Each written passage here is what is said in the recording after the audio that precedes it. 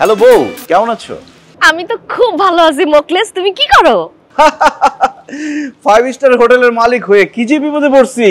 সারাক্ষণ খালি টাকা আর টাকা, 400-500 টাকা আসতে থাকে। টাকা গুনতে গুনতে হাতের রেখা রেখা মুছে যেতেছে। টাকা গুনতেছিলাম। কি কইতাছো সত্যি? আচ্ছা শোনো না, তোমার লাগে একটা খুশির খবর আছে। কি খুশির খবর শেফালি? আমার তো ভিসা টিকেট সব হইয়া গেছে, আব্বা ভিসা টিকেট সব কইরা দিছে। আমি 15 দিনের জন্য মালয়েশিয়া তোমার কাছে ঘুরতে আসতেছি। কি বলো, সত্যি? হ্যাঁ সত্যি, আমি না তোমারে কইলাম আমি মালয়েশিয়া তোমার কাছে বেড়াইতে আসবো।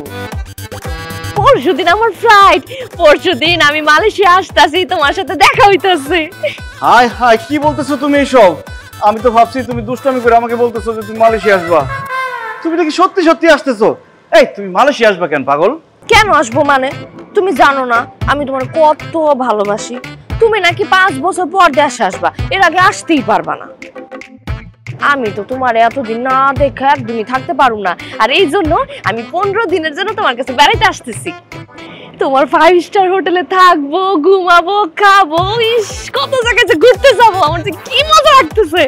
মজা হবে না, পুরাই বিপদ হবে। হ্যাঁ মোকলেস, কি বললা তুমি? বিপদ হবে কেন?